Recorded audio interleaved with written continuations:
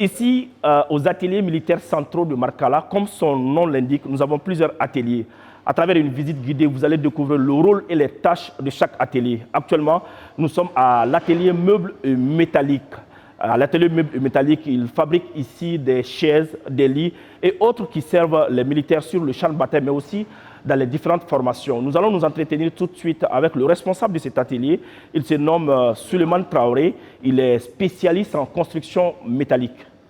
Fin nege nabe glakabla sokono. Il faut chaise, bureau, armoire, fin chama balançoire, al do rebe oluté bla meuble kono. Il faut table d'accouchement, table de pansement, ananyo na chamo. Amu de glane atelier kono. Foi kana bo ko kana parce que amoro bia ngolo bia. Mi bi se ka baraka ka armée sewa. Ya na fon ba de be yana. Alsa uku seni de mayra yana.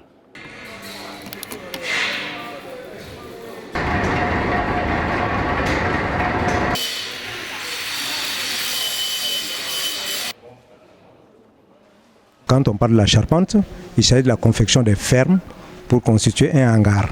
Et hormis cela aussi, nous faisons la confection de cuves, les cuves pour les stations. Nous confectionnons des châteaux d'eau pour différentes raisons. Nous savons que les châteaux, c'est pour le ravitaillement des familles et le ravitaillement des jardins généralement.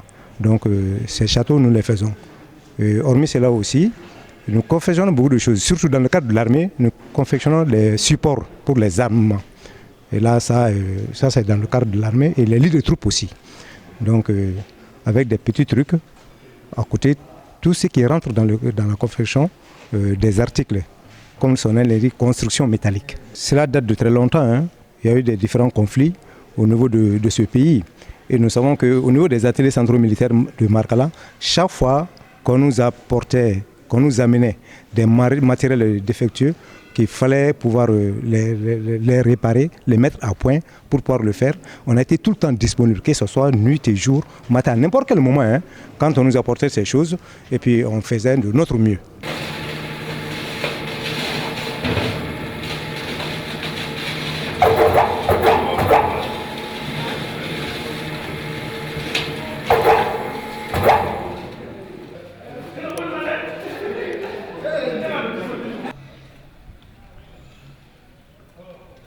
Ici, nous travaillons en symbiose avec les différents ateliers.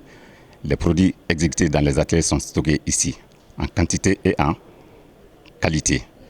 Nous faisons un stock énorme pour satisfaire le besoin du ministère de la Défense. Présentement, le besoin de recrutement qui est en vie, les stocks sont énormes à notre niveau pour subvenir aux besoins du ministère de la Défense. Et nous faisons face aussi aux particuliers, les différents ministères. Vraiment, nous souhaiterons avoir un appui conséquent pour les ateliers militaires centraux de Markala.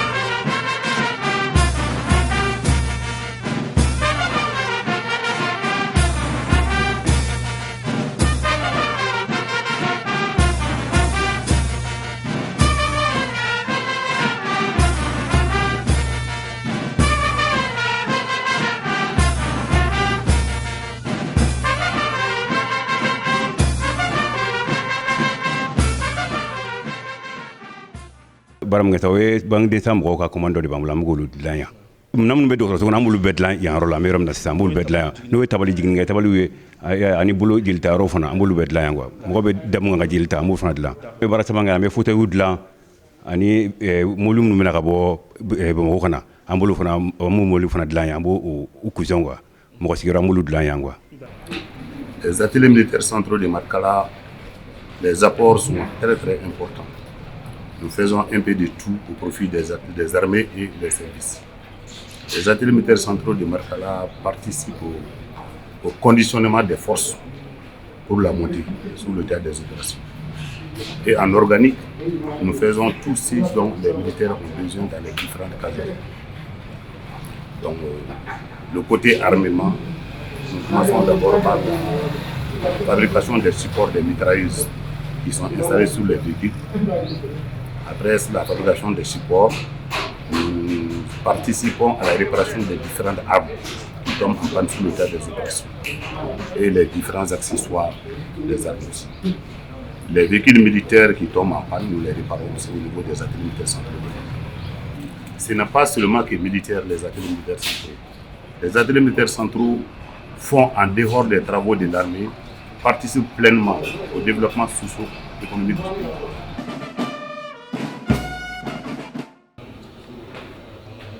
Un pick-up transformé en véritable monstre de combat. Ici, aux ateliers militaires centraux de Markala, le génie des militaires maliens ne cesse de s'exprimer.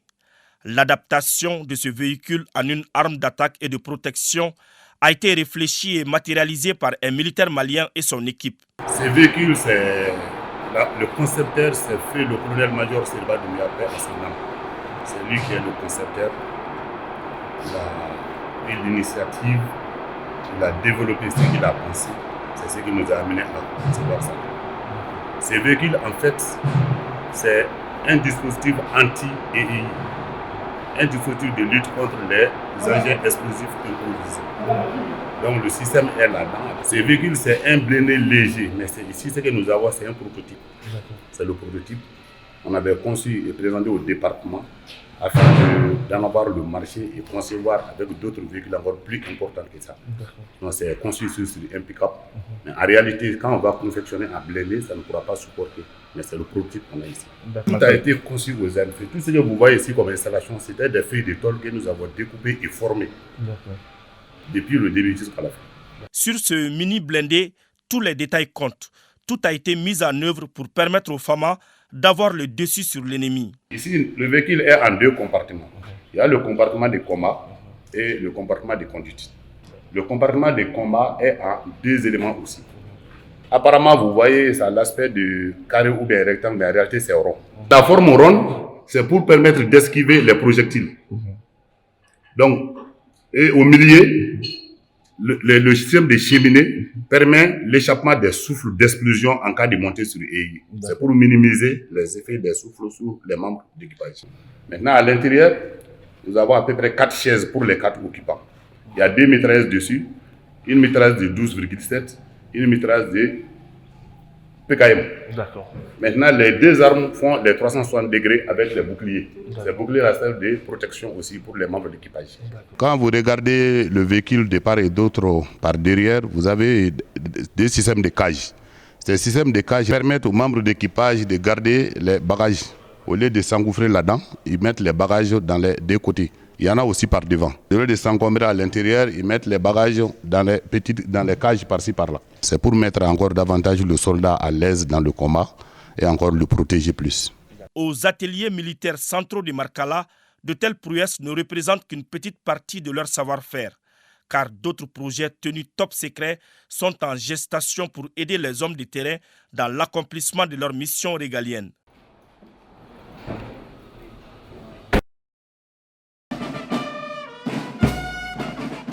Ce matériel représente un support de mitrailleuse. Un support de mitrailleuse 12-7, mais qui a une particularité. Parce que nous avons joint au support un système de boîtes chargeurs. Généralement, les boîtes que les mitrailleuses disposent prennent moins de munitions. Mais avec cette boîte, ça nous permet de prendre le maximum et ça permet de tirer pendant le maximum de temps. C'est une création des ateliers militaires centraux de Markala, c'est par rapport à des différents éléments que nous avons à faire sur le terrain.